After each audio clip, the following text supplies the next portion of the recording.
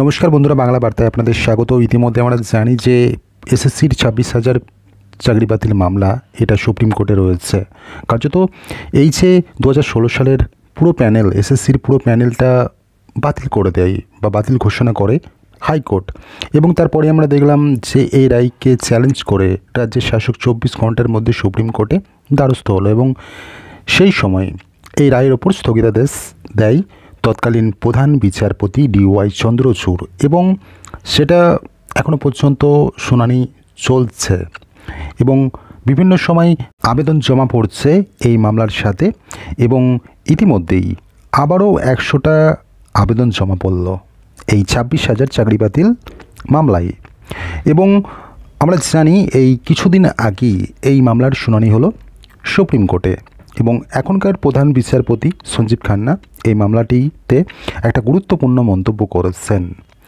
ডাল মে কুচ কালা হ্যায় ইয়া ফির ডাল হি কালা হ্যায়, অর্থাৎ দুর্নীতি এর মধ্যে নিঃসন্দেহে রয়েছে এবং প্রধান বিচারপতি রাজ্যকে কার্যত কাঠগড়ায় তোলে এবং একাধিক প্রশ্নে বিদ্ধ করে যে এবং তাদের কাছে জানতে চাওয়া হয় এই যে চাকরি এসএসসি 26,000 চাকরি বাতিল মামলা, এতে কি অযোগ্য বা যারা যোগ্য রয়েছে তাদের কি আলাদা করা সম্ভব এবং OMR সিট এর মিরর কপি না রেখে কিভাবে সেই সমস্ত জিনিস OMR সিট নষ্ট করা যায়, এটা কিভাবে করা যায় এসএসসিকে প্রশ্ন করে সঞ্জীব খান্না।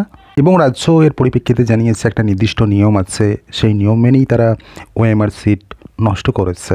কার্যত এই যে OMR সিট এসএসসির এই 26,000 চাকরি বাতিল মামলায় এই পরীক্ষায় যে সমস্ত OMR সিটগুলো ছিল, যদি সেগুলো পাওয়া যেত বা এখন যদি সেগুলো মিরর কপি রাখা যেত, হয়তোবা সেখান থেকে অনেক তথ্য পেতে পারত কোর্ট।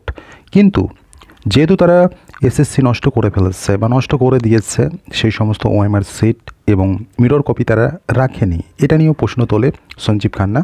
এসএসসি সুপ্রিম কোর্টে এরকমটা জানায় যে যারা যোগ্য রয়েছে এই মামলায়, যারা যোগ্য রয়েছে, যারা যোগ্য চাকরি প্রার্থী রয়েছে আর যারা অযোগ্য রয়েছে, এটা আলাদা করা সম্ভব।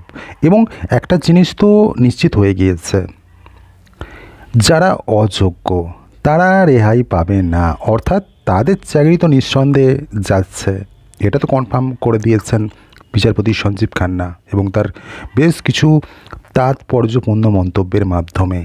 এবং সামনে যখন 7ই জানুয়ারি 2025 সালে এই মামলার পরবর্তী শুনানি রয়েছে, ঠিক তার আগেই আরও 100টি আবেদন জমা পড়ল। এবার প্রশ্ন হলো, এই যে আবেদনগুলো জমা পড়ল 100টার কাছাকাছি, এই যে আবেদন জমা পড়ল এই মামলায়, সেগুলো কি শুনানি হবে 7ই জানুয়ারি 2025 সালে?